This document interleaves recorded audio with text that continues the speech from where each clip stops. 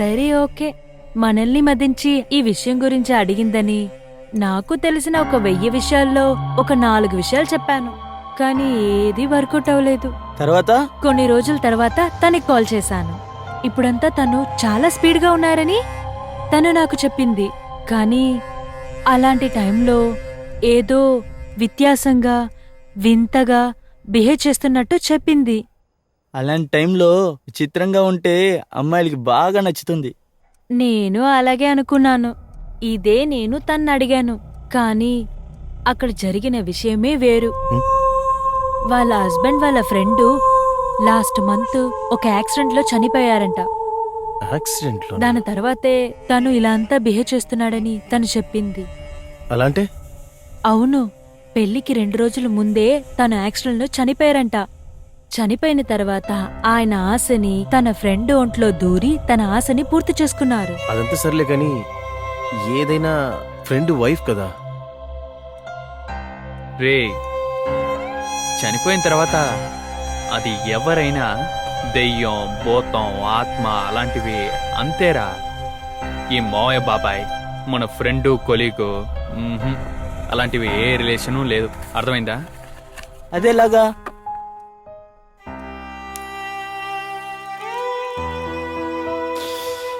ఇప్పుడు చనిపోయిన నీ బామ్మ దయ్యంగా వచ్చిందనుకో. అయ్యో బామ్మ, మమ్మల్ని అందరిని వదిలేసి వెళ్ళిపోయావే, ఇన్నాళ్ళు నువ్వు ఎలా ఉన్నావు అలాని కాగిలించుకుని ఏడుస్తావా? లేదా బామ్మ అయినప్పటికీ కూడా వచ్చింది దెయ్యవని కేకలేసుకుని పారిపోతావా? చెప్పరా. అదేలాగా? బామైనప్పటికి కూడా అది దయ్యం కదా, కొంచెం ఆలోచించాల్సిందే. నీ డౌట్స్ అంతా తర్వాత తీరుద్దాం. నీ ఫ్రెండ్ని చూసావా? అమ్మాయి కథ వింటుంటే సైలెంట్గా ఉండేసి హారర్ కథ వింటుంటే ఇంట్రెస్టింగ్గా ఉన్నాడు. ఏంట్రా జోషి, దెయ్యం అంటే అంత భయమా? భయం అంత ఏం లేదు కానీ దీని గురించి తెలుసుకోవాలని ఒక చిన్న ఇంట్రెస్ట్. చిన్న వయసులోంచే నాకు దీని గురించి తెలుసుకోవాలని ఒక ఆశ. మా నాన్న తన ఆశ కోసం నన్ను ఇంజనీర్ చేశాడు. నేను కూడా బాగా చదివి ఫస్ట్ క్లాస్లోనే పాస్ అయ్యాను. అయినా కూడా ఇవాళ నేను అన్సక్సెస్ఫుల్ ఇంజనీర్. రే జోషి, ఈ సక్సెస్ఫుల్ అన్సక్సెస్ఫుల్ ఇదంతా ఊరికే మాటలికిరా. నిజంగానే ఇక్కడ లక్కీ పర్సన్ ఎవరో తెలుసా? ఎవరో ఒకరు వాళ్ళకి నచ్చిన పని చేస్తున్నారో వాళ్ళే. అలాంటి వాళ్ళు ఇప్పుడు భూమిలో లేదు. పెద్దగా వెతికాం అనుకో 10 మంది ఉంటారంతే. ఇప్పుడు కూడా పెద్దగా ఏం కాలేదు. వెళ్ళు, నీకు నచ్చింది వెళ్ళి చదువు. ఈ దెయ్యం, భూతం, అమానుష్యం వీటి గురించి రీసెర్చ్ చేయి. ఎవరికి తెలుసు, ఈ దెయ్యం సినిమాల్లో వస్తాయి కదా, అందులో వచ్చే పూజార్లాగా రేపు నువ్వు కూడా రావచ్చు. లేదా ఈ హాలీవుడ్ సినిమాలో కోట్ సూట్ వేసుకుని బుస్సు బుస్సు ఇంగ్లీష్లో మాట్లాడుతూ దెయ్యాన్ని తరుగుతారే, అలా కూడా రావచ్చురా. నీకు ఇంట్రెస్ట్ ఉండాలి. నీకు దేనిపై ఇంట్రెస్ట్ ఉందో అది వెళ్ళి చేయరా, అంతేరా. రేయ్, ఈ కాలంలో అందరూ రోబోలతోటి పిల్లలు కంటూ ఉన్నారు. నువ్వేంటంటే వాడిని వెళ్ళి ఈ కాలంలో దయ్యాలు పట్టమంటున్నావు.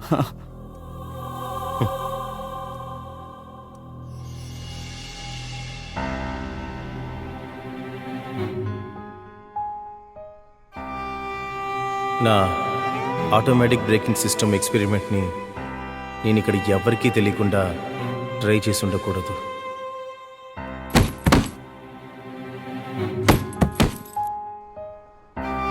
ఇక్కడ జరగబోతున్న ప్రతి విషయానికి ఖచ్చితంగా ఏదో కారణం ఉంది.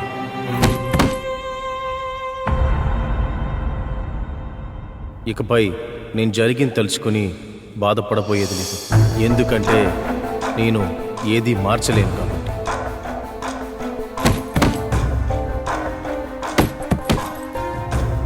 సో నాకు నచ్చిన లైఫ్ని నేను వెతకబోతున్నాను.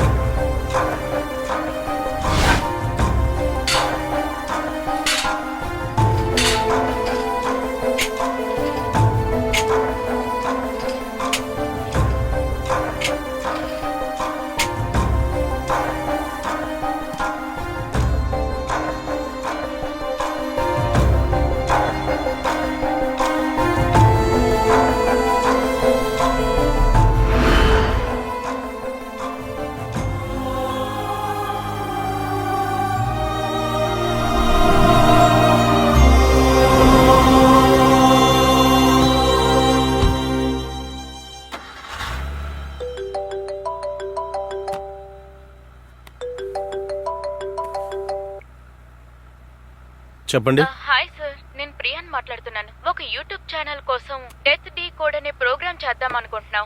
అహల్య మేడంకి కాల్ చేశాను. ప్రాజెక్ట్ లో బిజీగా ఉండడం వల్ల మిమ్మల్ని కాంటాక్ట్ చేయమన్నారు సార్. ఓకే, ఎప్పుడు? సార్ మీరు ఇప్పుడు చెప్పినా కూడా ఓకే సార్. ఓకే, నేను ఇప్పుడు కొంచెం బయట ఉన్నాను. ఒక 1 అవర్లో ఇన్స్టిట్యూట్కి వచ్చేస్తాను. Okay sir. మా ఇన్స్టిట్యూట్ తెలుసు కదా? తెలుసు సార్. మేము కావాలంటే అక్కడికి వస్తాం.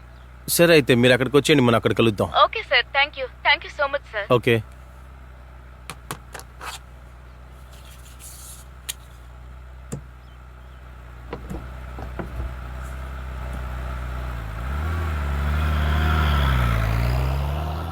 ఫోకస్ అంతా కరెక్ట్ గానే ఉందా? అన్ని పర్ఫెక్ట్.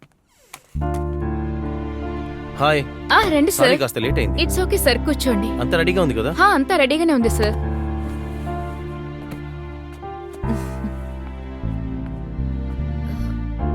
అంతా ఓకేనే కదా? పర్ఫెక్ట్. హాయ్ సార్, నేను ప్రియాని. డెత్ డీ కోడ్ అనే షోని యూట్యూబ్ లో చేయడం కోసం మేడంతో మాట్లాడాను. అగలే మేడం చెప్పారు. ఇప్పుడే మాట్లాడా.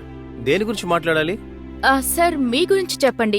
మీరు ఎన్ని సంవత్సరాలుగా ఈ ఫీల్డ్ లో ఉంటున్నారు? ఫస్ట్ నా పేరు సార్ కాదు, జోషి. మీరు అలాగే పిలవచ్చు నన్ను. ఇంకా ఈ ఫీల్డ్ లో నేను సంవత్సరాల తరబడి లేను. నేను ఈ ఇన్స్టిట్యూట్ లో ఒక స్టూడెంట్ ని. జస్ట్ జాయిన్ చేసి 3 months అవుతుంది.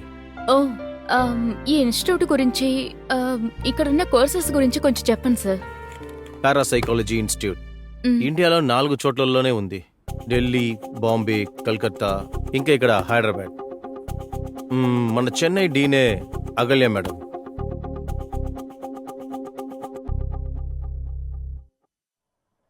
ఈ 21st సెంచరీలో విజ్ఞానం అభివృద్ధి చెందిన పీక్లో మనం ఉన్నాం. ఇప్పుడు పోయి దెయ్యాలు, పిశాసులు అంటూ మనం మాట్లాడుతుంటే మనల్ని పిచ్చోళ్ళు అంటారు. కానీ ఆలోచించి చూడండి, ఒక 100 సంవత్సరాల క్రితం ఎవరైనా మనం ఉన్న చోట్లోనే ఉంటూ 1000 కిలోమీటర్ల దూరంలో ఉంటున్న ఒక స్నేహితుడిని మాట్లాడగలము అని మనం చెప్తే నమ్ముంటారా? కానీ ఈ రోజు అది సాధ్యమైంది. చెప్పాలంటే సర్వసాధారణంగా అయిపోయింది. That's it. ఒక విషయాన్ని నిరూపించే వరకు మిమ్మల్ని అందరూ ఫ్రాడ్ అనే అంటారు. ఎనీ క్వశ్చన్స్ అడగండి, చెప్తాను. ఎస్. చనిపోయిన ఆత్మ మనల్ని దారి చూపిస్తుందా? చనిపోయిన ఆత్మ దారి చూపిస్తుందా? యాక్చువల్గా మీ ప్రశ్నే తప్పు. ఆత్మకి మరణం అంటూ లేదు. ఆత్మ అనేది మీ శరీరానికి మాత్రమే. శరీరం నుంచి వేరైన మీ ఆత్మ తనకంటూ ఒక లోకంలో అది జీవిస్తూనే ఉంటుంది.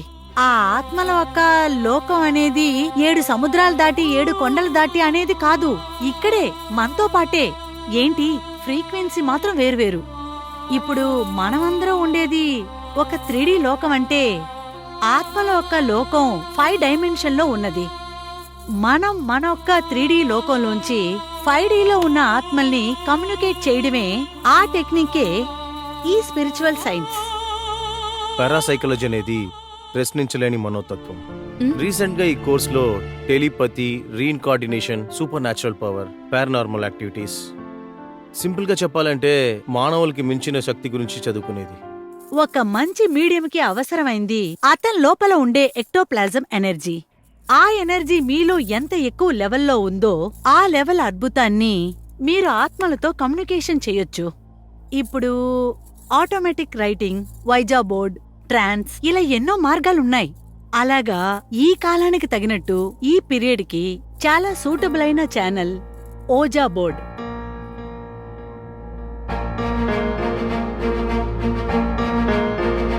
మీకెలా సార్ ఇందులో ఇంట్రెస్ట్ వచ్చింది? బేసిక్ గా నేను ఒక మెకానికల్ ఇంజనీర్. ఓ, మా అమ్మ చనిపోయాక నేను, మా నాన్న మాత్రమే. మా నాన్నగారు కూడా చనిపోయాక మిషన్తోనే నా జీవితం అయిపోయింది. ఒక స్టేజ్లో ఈ మిషనరీ లైఫ్ నాకు నచ్చకుండా నేను పని నుంచి మానేశాను.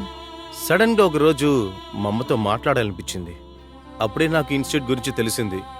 ఇక్కడికి వచ్చి ఎలాగైనా మా అమ్మతో మాట్లాడాలనుకున్నా, బట్ కుదరలా. అందువల్ల కాస్త డిప్రెషన్లోకి వెళ్ళా. అప్పుడే కొన్ని విషయాలు అగల్య మేడం నాకు అర్థమయ్యేలా చెప్పారు.